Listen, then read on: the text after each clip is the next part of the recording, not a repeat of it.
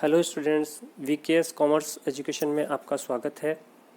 Students, last जो lecture था उसमें हमने पढ़ा था प्रबंध के उद्देश्य एवं प्रबंध का महत्व। लास्ट लेक्चर स्टूडेंट्स काफ़ी लंबा हो गया था, जिसके कारण एक छोटा सा टॉपिक, छोटा सा पार्ट उस लेक्चर का रह गया था, तो उसके लिए ये अलग से मैंने इसका वीडियो बनाया है। तो चलिए इसमें देखते हैं कि क्या है। स्टूडेंट्स, लास्ट जो लेक्चर था उस लेक्चर में एक शब्द आया था वैश्वीकरण। तो वैश्वीकरण का हमने जाना था कि जब एक देश की अर्थव्यवस्था दूसरे देश की अर्थव्यवस्था से जुड़ जाती है तो संपूर्ण विश्व जो होता है वो एक गांव की तरह लगने लगता है या एक गांव की तरह बन जाता है। इसका अर्थ ये था कि किसी भी एक देश में बिकने वाली वस्तु या बनने वाली वस्तु किसी दूसरे देश में भी आप आसानी से प्राप्त कर सकते हैं।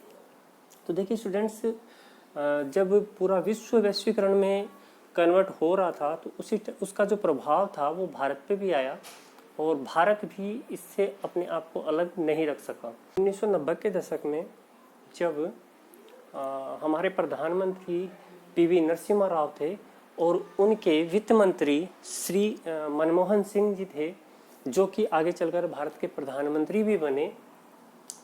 यह वो समय था जब भारत की जो अर्थव्यवस्था थी वो बंद अर्थव्यवस्था से निकलकर खुली अर्थव्यवस्था में अपने आप को ढालने का प्रयास कर रही थी। तो स्टूडेंट, 1990 के दशक में भारत में उदारीकरण की शुरुआत हुई, जिसके परिणाम स्वरूप व्यापार और व्यापार से संबंधित विभिन्न घटकों में भी परिवर्तन आया। स्टूडेंट्स, इस टॉपिक के माध्यम से हम यही समझने का प्रयास करेंगे कि उदारीकरण के परिणाम स्वरूप व्यापार और उद्योग से संबंधित जो घटक थे उन घटकों में क्या क्या परिवर्तन हुए। तो आइए शुरू करते हैं आज के हमारे टॉपिक को, जो कि है उदारीकरण पूर्व एवं पश्चात विभिन्न घटकों की परिस्थितियों में हुआ परिवर्तन। हमारा पहला बिंदु है बाजार का स्वभाव। बाजार का स्वभाव उदारीकरण से पूर्व क्या था और उदारीकरण के पश्चात क्या हो गया, ये समझने का प्रयास हम इस बिंदु के माध्यम से करेंगे। तो देखिए स्टूडेंट्स, उदारीकरण से पूर्व जो बाजार थे भारत में वो विक्रेता बाजार थे, यानी कि बाजारों की जो स्थिति थी वो विक्रेता केंद्रित थी, जिसमें क्रेता का कोई महत्व नहीं था। विक्रेता को बाजार का स्वामी माना जाता था और विक्रेता की मर्जी के अनुसार ही माल को खरीदा और बेचा जाता था। क्रेता की इच्छा ज़्यादा महत्वपूर्ण नहीं रखती थी। जब उदारीकरण के पश्चात भारतीय बाजार क्रेता बाजार बन गए, अर्थात क्रेता को बाजार का राजा माना जाने लगा तथा क्रेता की रुचि, उसकी पसंद, उसकी आवश्यकता के अनुसार ही विक्रेता वस्तुओं को खरीदते और बेचते। तो इस प्रकार उदारीकरण से पूर्व जो बाजार थे वो विक्रेता आधारित बाजार थे, जबकि उदारीकरण के पश्चात जो बाजार बन गए वो क्रेता आधारित बाजार बन गए। स्टूडेंट, इसके बाद अपन दूसरा पॉइंट अपना देखते हैं, जो कि है प्रतिस्पर्धा का स्वरूप। तो इसको ध्यान से समझिएगा। उदारीकरण से पूर्व जो बाजार थे उन पे कुछ एकाध लोगों का ही वर्चस्व हुआ करता था, अर्थात व्यापार का जो बड़ा हिस्सा था वो कुछ लोगों के एकाधिकार में ही आता था। जैसे अपन इसको समझ सकते हैं कि प्रारंभ में जो बड़े व्यवसायी थे, कुछ बड़े घराने थे, वही व्यापार करते थे। जैसे टाटा हुए, बिरला हुए, अंबानी हुए। तो व्यापार का बड़ा जो क्षेत्र था वो कुछ व्यापारी घरानों के पास था और ज़्यादातर वस्तुओं का खरीद फरोख्त या उनका उत्पादन उन्हीं घरानों के द्वारा किया जाता था। तो इसका अर्थ यह हुआ कि उदारीकरण से पूर्व बाजार में एकाधिकार की स्थिति थी, और यदि एकाधिकार नहीं भी था तो जो प्रतिस्पर्धा थी वो बहुत ही सीमित प्रतिस्पर्धा थी, यानी ज़्यादा लोग माल बनाने और बेचने वाले मौजूद नहीं थे। बहुत कम लोग जो थे वो उत्पादन करते थे और बेचने वाले भी जो व्यक्ति होते थे वो भी बहुत कम हुआ करते थे। तो उदारीकरण से पूर्व एकाधिकार एवं सीमित प्रतिस्पर्धा की स्थिति थी, जबकि उदारीकरण के पश्चात बाजार में पूर्ण प्रतिस्पर्धा की स्थिति उत्पन्न हो गई। स्टूडेंट्स, पूर्ण प्रतिस्पर्धा की स्थिति किसे कहते हैं? तो समझिएगा इसको कि पूर्ण प्रतिस्पर्धा वह स्थिति है जिसमें किसी वस्तु के क्रेता और विक्रेता दोनों की संख्या जो होती है वो अनंत होती है, या एक तरह से कहें बहुत ज़्यादा होती है। यानी कि बाजार में न तो खरीदने वालों की कमी होती है और ना ही बेचने वालों की कमी होती है। तो जैसा कि हम देख चुके हैं कि उदारीकरण से पूर्व जो बाजार थे वो एकाधिकार बाजार थे, यानी बेचने वाले तो थे कम, बहुत कम या नाम मात्र के, और खरीदने वाले बहुत ज़्यादा थे। लेकिन उदारीकरण के पश्चात ये स्थिति पूर्णतः बदल गई। अब खरीदने वाले भी बहुत ज़्यादा हो गए और बेचने वाले भी बहुत ज़्यादा हो गए। तो इस स्थिति को कहा गया पूर्ण प्रतिस्पर्धा की स्थिति।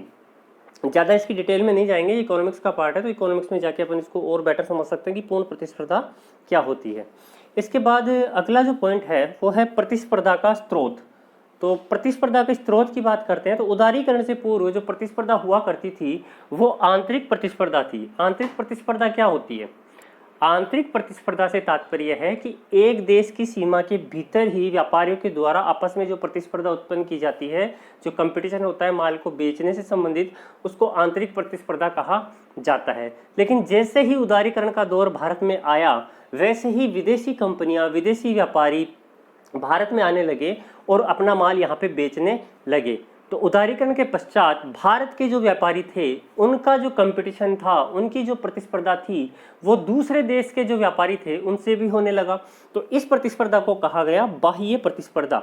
यानी इसको पॉइंट को और थोड़ा सा आप समझिएगा कि जब उदारीकरण से पूर्व की स्थिति की बात अपन करते हैं तो उदारीकरण से पूर्व व्यापारियों में केवल आंतरिक ही प्रतिस्पर्धा थी, जबकि उदारीकरण पश्चात की बात यदि करें तो आंतरिक प्रतिस्पर्धा के साथ साथ बाह्य प्रतिस्पर्धा भी यहाँ पे उत्पन्न हो गई। यानी भारत के व्यापारियों को न केवल भारत के व्यापारियों से कंपटीशन करना पड़ रहा है बल्कि उसके अलावा विदेश से आने वाले जो दूसरे व्यापारी होते हैं या उनका जो माल होता है उससे भी प्रतिस्पर्धा का सामना करना पड़ रहा है। इसके बाद देखिए चौथा जो पॉइंट है हमारा वो है प्रतिस्पर्धा का आधार। प्रतिस्पर्धा का आधार जो है उदारीकरण से पूर्व की जो स्थिति है उसमें जो आधार था वो है लाइसेंस एवं कोटा। यानी कि उदारीकरण से पूर्व सरकार के द्वारा कुछ गिने चुने व्यापारियों को माल को बेचने और खरीदने से संबंधित लाइसेंस जारी कर दिए जाते थे या फिर उन्हें कोटा जारी किया जाता था एक निश्चित मात्रा में माल को खरीदने और बेचने के लिए। लेकिन उदारीकरण के पश्चात ये परिस्थिति बदल गई और अब जो स्थिति उत्पन्न हुई उस स्थिति का नाम था प्रतिस्पर्धी क्षमता का विकास। यानी प्रत्येक व्यापारी लाइसेंस सिस्टम से बाहर निकलकर आपस में अपनी क्षमता के आधार पर एक दूसरे से प्रतिस्पर्धा करने लगे। तो ये जो चीज थी वो कहलाई प्रतिस्पर्धी क्षमता का विकास। नेक्स्ट पॉइंट है हमारा व्यवसाय का विकास। व्यवसाय का विकास का मतलब है पहले जो व्यवसाय हुआ करता था वह केवल आंतरिक क्षमता पे आधारित था या आंतरिक व्यापार था। आंतरिक व्यापार का मतलब एक निश्चित एरिया में सीमित था, निश्चित क्षेत्र में सीमित था। एक गांव से संबंधित हो सकता है, एक जिले से संबंधित हो सकता है, एक राज्य से संबंधित हो सकता है। लेकिन उदारीकरण के पश्चात जो व्यवसाय उत्पन्न हुआ या जो व्यवसाय किया जाने लगा वह क्षमता आधारित व्यवसाय था। क्षमता आधारित व्यवसाय का तात्पर्य होता है कि जिसकी जितनी कैपेसिटी है उस कैपेसिटी के अनुसार यदि वह चाहे तो राज्य के बाहर, यदि वह चाहे तो एक देश की सीमाओं के बाहर भी व्यापार अपना कर सकता था। तो ये जो स्थिति थी ये कहलाई क्षमता आधारित व्यवसाय। इसके बाद देखिए स्टूडेंट्स नेक्स्ट पॉइंट है अपना व्यवसाय का उद्देश्य। व्यवसाय के उद्देश्य की बात करें तो उदारीकरण से पूर्व व्यवसाय का जो मूल उद्देश्य होता था वो ज़्यादा से ज़्यादा लाभ अर्जन करना होता था। यानी व्यापारी जो होते थे वो व्यवसाय सिर्फ और सिर्फ इस उद्देश्य से करते थे कि कैसे न कैसे ज़्यादा से ज़्यादा लाभ उपार्जित किया जा सके। लेकिन उदारीकरण के पश्चात इस मनोदशा में परिवर्तन आया और व्यापारी उदारीकरण के पश्चात जो व्यापार से संबंधित हित रखने वाले जितने भी पक्ष होते हैं उन सभी पक्षों को संतुष्ट करने पर अपना ध्यान केंद्रित करने लगे। अब ये वाली बात जो थी वो मैं आपको बता चुका हूँ कि हित रखने वाले सभी पक्षों की संतुष्टि। हित रखने वाले पक्ष कौन कौन है? तो ग्राहक भी हो सकता है, उसमें समाज भी हो सकता है, माल के आपूर्तिकर्ता भी हो सकते हैं, सरकार भी हो सकती है, वित्तीय संस्थान भी हो सकते हैं। ये सारे के सारे पक्ष हित रखने वाले पक्ष कहलाते हैं। तो उदारीकरण से पूर्व सिर्फ जो ध्यान था व्यापारी का वो लाभार्जन पर केंद्रित था, जबकि उदारीकरण के पश्चात व्यापारी जो था वो हित रखने वाले सभी पक्षों को संतुष्ट करने की कोशिश करने लगा। इसके बाद देखिए स्टूडेंट्स प्रबंध का जो महत्व था उसमें भी परिवर्तन आया। उदारीकरण से पूर्व प्रबंध के जो कार्य हुआ करते थे उनको सहायक कार्य माना जाता था। यह सहायक का मतलब साइड वर्क, जैसे मूवीज में होते हैं ना साइड हीरो मेन हीरो, तो वैसे ही जो प्रबंधक होता था उसको लीड रोल यहाँ पे मौजूद नहीं था, उसको आप सहायक के तौर पे मानते थे। यानी मुख्य कार्य जो होता था वो सेलिंग को मान लेते थे, अकाउंटिंग को मान लेते थे, लेकिन मैनेजमेंट को मूल या मुख्य कार्य नहीं माना जाता था। लेकिन उदारीकरण के पश्चात प्रबंध को एक प्राथमिक कार्य के रूप में देखा जाने लगा। यानी उदारीकरण के पश्चात प्रबंध जो होता था वो मुख्य कार्य माना गया और जो वित्तीय कार्य और अकाउंट्स के तुलना में उसे कम आंका जाता था, उसके बजाय उसका महत्व उदारीकरण के पश्चात बढ़ गया और उदारीकरण के पश्चात प्रबंध को एक महत्वपूर्ण और प्राथमिक कार्य माना जाने लगा।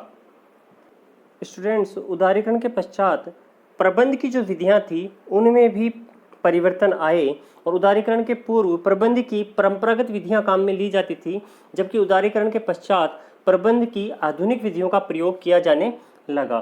तो हमें यह समझना होगा कि परंपरागत विधियां क्या थी और आधुनिक विधियां क्या है। तो परंपरागत विधियों की बात यदि हम करें तो परंपरागत विधियों में budgetary control, standard costing, financial ratio analysis, internal audit, break even analysis और स्टैटिकल कंट्रोल जैसी विधियां काम में ली जाती थी। जबकि आधुनिक यदि विधियों की बात की जाए तो आधुनिक विधियों में management by objectives, management by results, management by projects, management by exception, management by budget जैसी विधियां काम में ली जाने लगी और ये सब संभव हुआ आर्थिक उदारीकरण के पश्चात। इसके बाद स्टूडेंट्स, इसका लास्ट जो बिंदु है वो है मानवीय संसाधनों पर ध्यान। तो स्टूडेंट्स, अपन ने लास्ट लेक्चर में ये देखा भी था कि किसी भी फर्म में या उद्योग में संसाधन कितने प्रकार के होते हैं। तो उन संसाधनों में अपन ने देखा था भूमि, पूंजी, श्रम, मशीनें, कच्चा माल इत्यादि कई प्रकार के संसाधन थे। तो यहाँ पे जो बिंदु है वो ये कह रहा है कि मानवीय संसाधन जो थे वो उदारीकरण से पूर्व गौण हुआ करते थे और उदारीकरण के पश्चात वो प्राथमिक हो गए। तो इसका अर्थ क्या है? इसका अर्थ यह है कि उदारीकरण से पूर्व मानवीय संसाधन को ज़्यादा महत्व नहीं दिया जाता था। मानवीय संसाधन को महत्व देने के बजाय जो अन्य संसाधन थे जैसे पूंजी है या कच्चा माल है या मशीनें हैं, इनको ज़्यादा महत्व दिया जाता था उदारीकरण से पूर्व। लेकिन उदारीकरण के पश्चात परिस्थितियां बदल गई और जो गौण कार्य था मानवीय संसाधन वो अब प्राथमिक कार्य बन गया और मानव संसाधन को एक महत्वपूर्ण संसाधन माना जाने लगा तथा उसे प्राथमिक संसाधन मानते हुए उसका मैनेजमेंट किया जाने लगा। बाकायदा इसके लिए अलग से कोर्सेज आए हैं, आप इसको देखेंगे तो MBA जब अपन करते हैं तो उसे बाकायदा कोर्स मैनेजमेंट HRM जिसको कहते हैं अपन, उसके तहत एक अलग से MBA की स्ट्रीम भी इसमें लागू की जाने लगी है। यानी यदि आप मानवीय संसाधनों पे MBA करना चाहते हैं तो पर्टिकुलर उसके लिए भी आपको एक स्ट्रीम अवेलेबल होती है, आप उसके द्वारा मानव संसाधन पे अपना MBA का जो कोर्स होता है उसको कंप्लीट कर सकते हैं। तो इस प्रकार ये एक छोटा सा टॉपिक था स्टूडेंट जो लास्ट लेक्चर में छूट गया था और उसको मैंने यहाँ पे थोड़ा सा कवर अप करने की कोशिश की है। उम्मीद है आपको ये वीडियो पसंद आया होगा। यदि इससे संबंधित कोई क्यूरीज हैं तो आप कमेंट बॉक्स में डालिए, मैं उसका रिप्लाई अवश्य करूँगा। Thank you for watching this video.